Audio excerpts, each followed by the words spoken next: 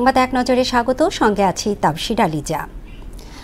বাংলাদেশ সেনাবাহিনীর সদর দপ্তরে সেনা সদর নির্বাচনী পর্ষদ 2025-এর উদ্বোধন করেছেন প্রধান উপদেষ্টা প্রফেসর মোহাম্মদ ইউনুস। অনুষ্ঠানে সেনাবাহিনীর কর্নেল ও লেফটেন্যান্ট কর্নেল পদবীর যোগ্য কর্মকর্তাদের পদোন্নতির জন্য বিবেচনায় আনার কার্যক্রম শুরু হয়। স্বাধীনতা যুদ্ধে অংশগ্রহণকারী সব শহীদ, যুদ্ধাহত ও বীর মুক্তিযোদ্ধাদের পাশাপাশি জুলাই শহীদদের কথা স্মরণ করেন প্রধান উপদেষ্টা। নির্বাচনকালীন তত্ত্বাবধায়ক সরকার প্রতিষ্ঠায় সব রাজনৈতিক দল এমনটা জানিয়েছেন ঐকমত্য কমিশনের সহসভাপতি অধ্যাপক আলী রিয়াজ। চলতি মাসের মধ্যেই জুলাই সনদ চূড়ান্ত করার বিষয়ে আশা পুনর্ব্যক্ত করেন তিনি। রাজধানীর ফরেন সার্ভিস একাডেমিতে রাজনৈতিক দলগুলোর সাথে দ্বিতীয় দফায় পঞ্চদশ বৈঠকে এসব কথা বলেন আলী রিয়াজ।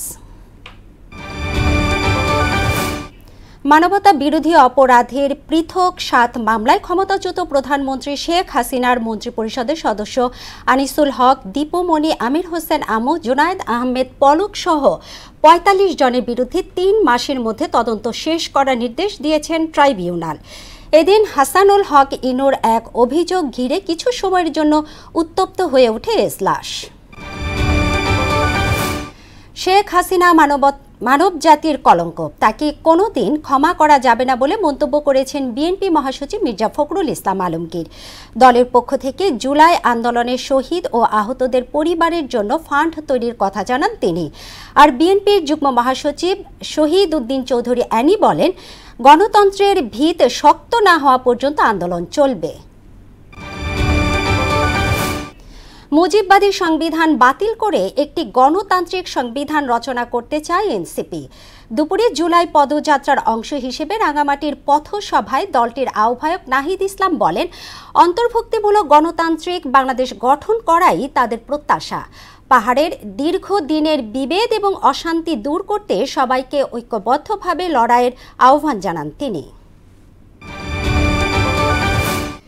গোপালগঞ্জে এনসিপির পদযাত্রা ঘিরে সহিংসতায় 5 জনের মৃত্যুর ঘটনায় 4টি হত্যা মামলা হয়েছে।